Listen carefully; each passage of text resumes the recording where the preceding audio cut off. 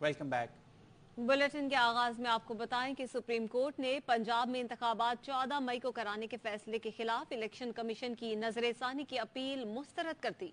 अदालत ने करार दिया कि इलेक्शन कमीशन का वकील फैसले में गलती की निशानदही न कर सका। चीफ जस्टिस ने रिमार्क्स दिए, जब भी आइन की खिलाफ वर्जी होगी तो अदालत मुदाखलत करेगी। किसी इदारे को इख्तियार नहीं कि आइन पर असर अंदाज हो। आपके पास इलेक्शन का महज इख्तियार नहीं, यह आपकी आईनी जिम्मेदारी है। आइन ने किसी इदारे को आइन से तजावुज का इख्तियार नहीं दिया। अदालत को आर्टिकल 254 में मत उलझाएं।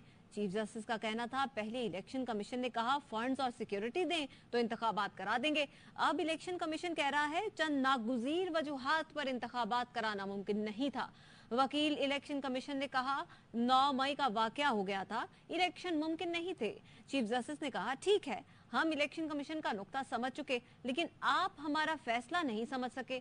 जस्टिस मुनीब अख्तर ने कहा आइन किसी की जागीर नहीं, आइन हमने पढ़ा हुआ है, आइन की तशरीह हम करेंगे, इलेक्शन कमीशन नहीं। अब तो आवाम को भी आइन के आर्टिकल्स याद हो गए हैं, आम आदमी भी आइनी माहिर बन चुका है। जस्टिस एजाजुल एहसन ने कहा 18वीं मर्तबा पूछ रहे हैं अदालती फैसले में गलती क्या है। जस्टिस मुनीब अख्तर ने इलेक्शन कमीशन के वकील से सवाल किया, क्या आप 90 दिन से आगे जा सकते हैं? वकील इलेक्शन कमीशन ने जवाब दिया 90 दिन से आगे नहीं जा सकते। इस पर जस्टिस एजाजुल एहसन ने कहा फिर तो मामला ही खत्म हो गया है। अली जफर का कहना है सुप्रीम कोर्ट ने कहा आइन में लिखा है कि 90 दिन में इलेक्शन कराने हैं, इलेक्शन कमीशन के पास इख्तियार नहीं, ताखिर करे। इस जजमेंट के बाद अब मजीद ताखिर की गुंजाइश नहीं।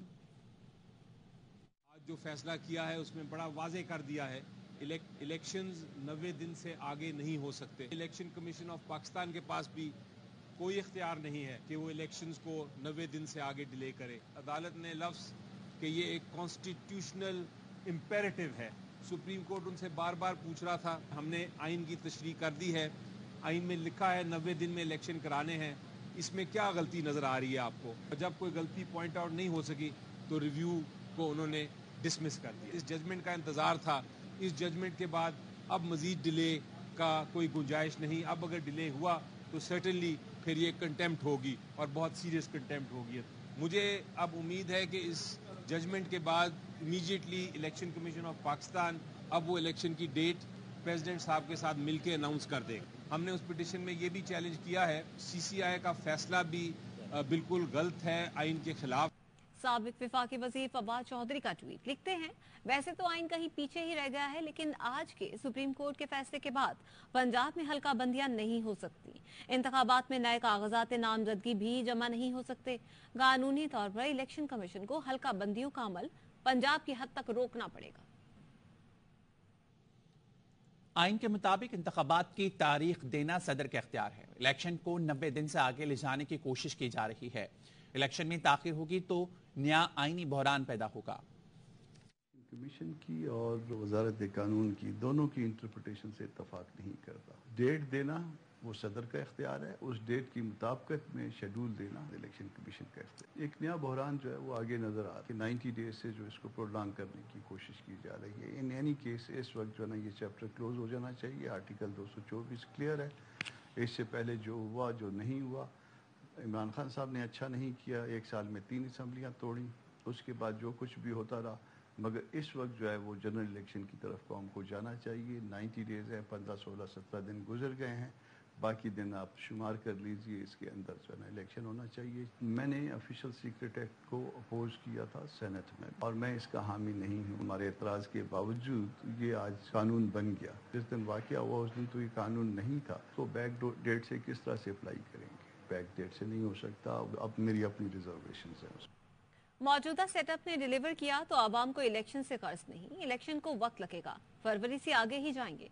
फिलहाल तो इलेक्शन कमीशन को भी नहीं पता कि इंतखाबात कब होने हैं। चेयरमैन पाकिस्तान उलमा कौंसिल अल्लामा ताहिर अशरफी कहते हैं कि साबिक वजीर आजम के दौराए रूस को कमर जावेद बाजवा की ताईद हासिल थी।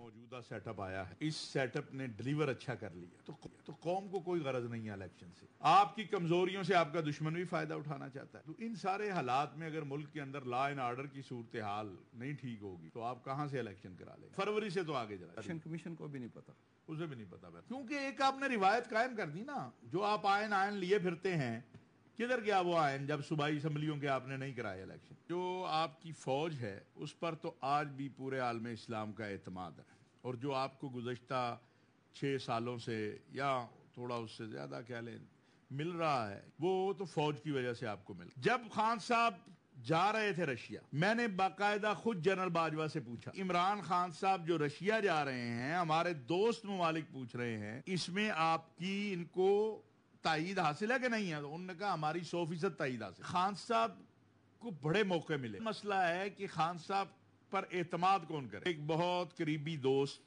اور بڑے منصب پر فائز شخص نے کوشش کی تھی، لیکن ان سے سوال یہی ہوا تھا کہ خان صاحب کی گارنٹی آپ دیتے؟ اس نے کہا میں بھی گارنٹی نہیں دے سکتا۔ خان صاحب کو کہتے ہیں آپ موزے تنگ سے نیچے نہیں ہیں، آپ عطا ترک سے اوپر ہیں۔ سب سے پہلے وہ چھوڑ کے بھاگے خان صاحب۔ تعلقات خراب ہوئے تھے خان صاحب کے دور میں؟ بہت خراب۔ انٹرنیشنل کس نے کیے تھے؟ خان صاحب، اور جلتی پہ تیل کا کام قریشی صاحب نے کیا۔ پاکستان ایسے برے حالات میں کبھی بھی نہیں آیا تھا عرب اسلامی دنیا میں جو اس وقت آیا۔ الیکشن 90 دن میں ہوتے نظر نہیں آ رہے۔ الیکشن وقت پر نہ ہوئے تو اس کے ذمہ دار چیف الیکشن کمشنر ہیں۔ ماہر قانون اعتزاز احسن کی پروگرام 11 آر میں گفتگو۔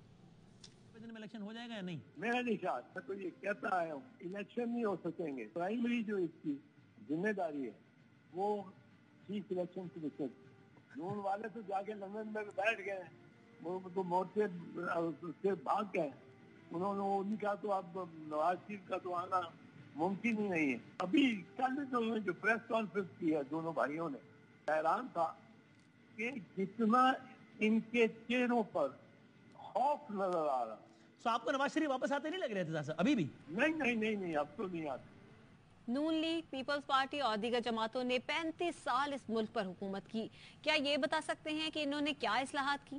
امیر جماعت اسلامی سراج الحق کہتے ہیں آج 2 پاکستان ہیں۔ 35 سال اس ملک پر مسلم لیگ نے، پیپلز پارٹی نے یا باقی یا ان دونوں نے مل کر حکومت کی، کیا یہ قوم کو جواب دے سکتے ہیں کہ انہوں نے کون سا ریفارمز کیا؟ آج 76 سال بعد بھی ایز اٹ از وہ نظام قائم ہے جس سے نجات کے لیے ہمارے لوگوں نے عظیم جدوجہد کی۔ انگریز کے زمانے میں کوئی آدمی قانون کے خلاف ورزی کرتا تھا، سزا ملتی تھی۔ ہماری اس ملک میں قانون کی حکمرانی ہے۔ آج 2 پاکستان ہیں، ایک اشرافیہ کا پاکستان اور ایک ہم اور آپ جیسے عام لوگوں کا پاکستان۔ قانون اور آئین کی بالادستی کے لیے جلد از جلد الیکشن ہو جائے، 90 دن جو آرٹیکل 224 کا تقاضا ہے۔ چیئرمین پی ٹی آئی نے دہشت گردی کے 7 کیسز میں ضمانت منسوخی کو لاہور ہائی کورٹ میں چیلنج کر دیا۔ درخواست میں موقف اختیار کیا گیا ہے کہ درخواست گزار دہشت گردی عدالت میں مسلسل پیش ہوتے رہے ہیں۔ ٹرائل کورٹ نے درخواست گزار کو توشہ خانہ کیس میں سزا سنائی اور اٹک جیل منتقل کر دیا، جس کی وجہ سے وہ ATC میں پیش نہیں ہوئے۔ ٹرائل کورٹ نے عدم پیروی پر ان کی ضمانتوں کو کینسل کر دیا۔ اسلام آباد ہائی کورٹ میں سائفر کیس کی سماعت، اٹک جیل میں کرنے کے خلاف دائر درخواست پر سماعت۔ چیئرمین PTI کے وکیل شیر افضل مروت نے دلائل دیتے ہوئے کہا کہ حکومت کی جانب سے عدالت جیل منتقل کرنے کا کوئی اجازت نامہ موجود نہیں۔ وزارت قانون نے بتایا ہی نہیں کہ کس قانون کے تحت عدالت منتقلی کا NOC دیا گیا۔ وزارت قانون نے سپریم کورٹ کے اختیارات استعمال کیے۔ چیف جسٹس عامر فاروق نے چیئرمین PTI کی درخواست پر اعتراضات کے ساتھ سماعت کی۔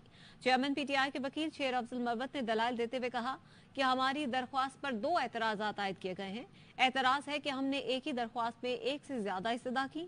چیف جسٹس عامر فاروق نے ریمارکس کیے کہ اس سے کیا فرق پڑتا ہے، میں اعتراضات دور کر دیتا ہوں، آپ میرٹ پر دلائل دیں۔ چیف جسٹس نے استفسار کیا کیا عدالت کا وینیو تبدیل کیا گیا ہے؟ شیر افضل مروت نے کہا کہ وزارت قانون نے عدالت منتقل کرنے کا ایک NOC جاری کیا۔ خصوصی عدالت کے جج ابوالحسنات چیئرمین PTI کا جوڈیشل ریمانڈ کا آرڈر کیا۔ لاہور ہائی کورٹ نے چیئرمین PTI سے وکیل کی جیل میں ملاقات کی درخواست ناقابل سماعت قرار دیتے ہوئے مسترد کر دی۔ چیف جسٹس نے کہا معاملہ اسلام آباد ہائی کورٹ کے دائرہ اختیار میں آتا ہے۔ لاہور ہائی کورٹ کس طرح اسلام آباد ہائی کورٹ کے معاملات میں مداخلت کر سکتی ہے؟ بہتر ہے آپ اسلام آباد ہائی کورٹ سے رجوع کریں۔ اسلام آباد ہائی کورٹ میں ایمان مزاری کے مقدمات کی تفصیلات فراہمی اور حفاظتی ضمانت کی درخواست پر سماعت۔ جسٹس میاں گل حسن اورنگزیب نے ریمارکس کیے کہ ایمان مزاری کو کیا کہنا چاہیے تھا، کیا نہیں کہنا چاہیے تھا، میں اس متعلق کچھ نہیں کہوں گا۔ سیکرٹری داخلہ کو بتائیں کہ ایمان مزاری کے کیس میں کورٹ آرڈر کیا ہے۔ ایمان مزاری کے مقدمات کی تفصیلات فراہمی اور حفاظتی ضمانت کی درخواست پر جسٹس میاں گل حسن اورنگزیب نے سماعت کی۔ عدالت نے وزارت داخلہ حکام سے استفسار کیا کہ آپ نے ایمان مزاری کے خلاف صوبوں میں درج مقدمات کی تفصیلات منگوائی ہیں، جس پر وزارت داخلہ حکام نے بتایا کہ اسلام آباد میں ایمان مزاری کے خلاف ایک مقدمہ درج ہے۔ وفاقی حکومت ایسے معاملات میں صوبوں کو حکم نہیں دے سکتی۔ اسسٹنٹ اٹارنی جنرل نے بتایا کہ ہم نے صرف معلومات حاصل کرنے کے لیے کہا ہے، آرڈر دیر سے ملا ہے، کچھ وقت دے دیا جائے۔ ایمان مزاری کے وکیل سلمان اکرم راجہ نے کہا کہ ہمیں خدشہ ہے کہ اڈیالہ جیل کے باہر سے دوبارہ گرفتار کر لیا جائے گا۔ عدالت نے اسسٹنٹ اٹارنی جنرل سے استفسار کیا کہ وزارت داخلہ کو کیا ہدایات ہیں، جیل میں ہے، آپ تفتیش کریں، چالان جمع کرائیں، ٹرائل کرائیں۔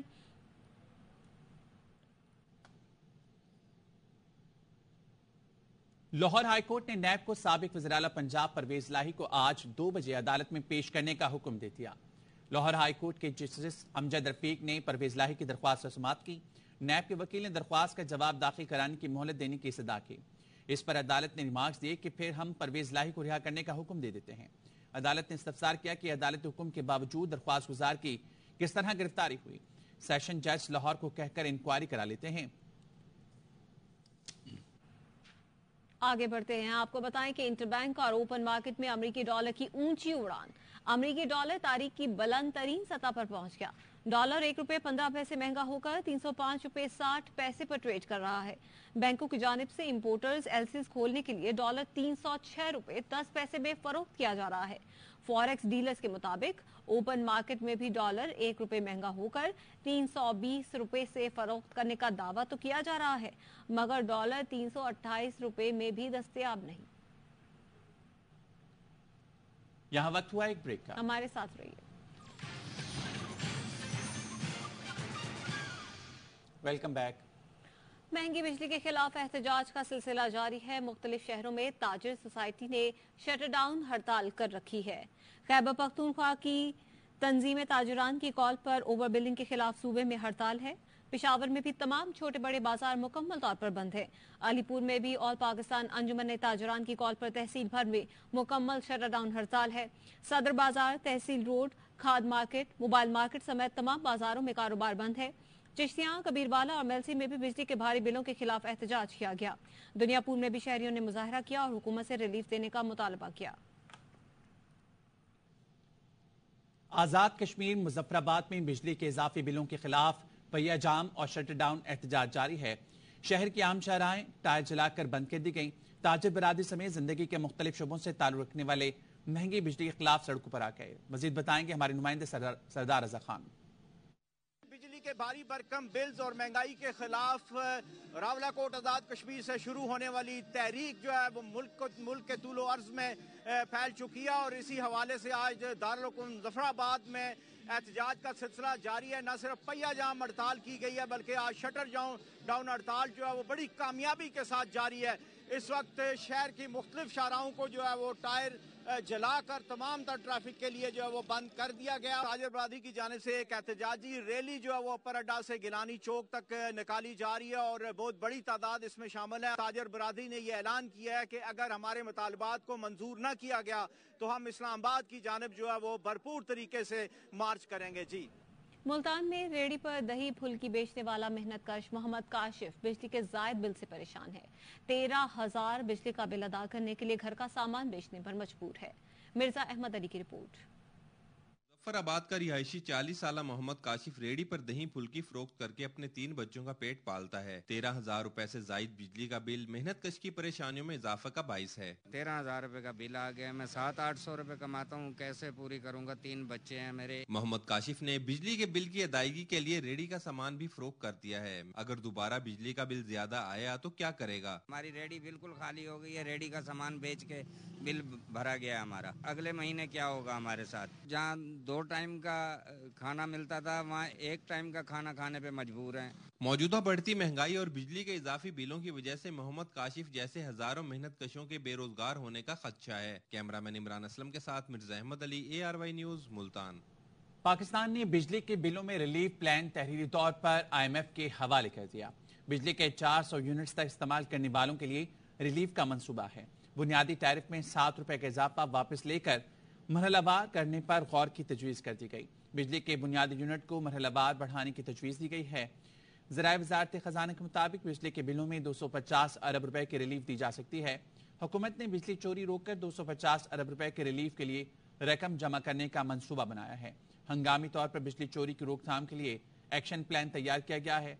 हर सारिफ को बिजली के बिल किस्तों में अदा करने की सहूलत देने की तजवीज़ दी गई है।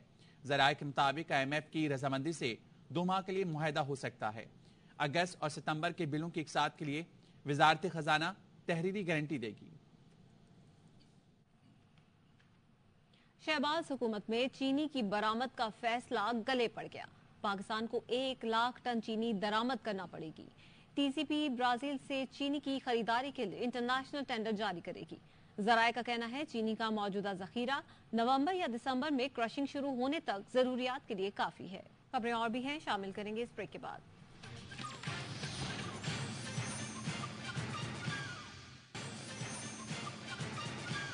Welcome back. खेल के मैदान से खबर शामिल करेंगे। पाकिस्तान ने एशिया कप के इफ्तिताही मैच में नेपाल को बासानी शिकस्त दी। 238 रन से कामयाबी समेटकर हरीफ टीमों के लिए खतरे की घंटी बजा दी। के बेटे जैन कुरैशी को बैरून मुल्क जाने से रोक दिया क्या है, ख्वाजा नसीर से जानेंगे। ख्वाजा नसीर, आगाह कीजिएगा, क्यों रोका क्या है? जी बिल्कुल, पाकिस्तान तहरीक इंसाफ के इंतहाई जिम्मेदार तरीन जराये के मुताबिक वाइस चेयरमैन पाकिस्तान तहरीक इंसाफ शाह महमूद कुरैशी के साहबजादे और साबिक रुकन सूबाई असम्बली पंजाब जो हैं सैयद जैन कुरैशी, उन्हें आज बैरून मुल्क जाने से रोक दिया गया। जैन कुरैशी लाहौर एयरपोर्ट से अमारात की फ्लाइट के जरिए दुबई जा रहे थे, जबकि जहां पर मौजूद जो इमिग्रेशन हुकाम है उन्होंने जैन कुरैशी का नाम स्टॉप लिस्ट में होने की वजह से उन्हें लाहौर एयरपोर्ट पे ही रोक दिया कि वो बैरून मुल्क ट्रैवल नहीं कर सकते। जी ठीक है ख्वाजा नसीर, तफसीलन आगाह करे थे, शुक्रिया आपका। न्यूज बुलेटिन से फिलहाल इतना ही। मजीद खबरों के लिए विजिट कीजिए ARI News.tv।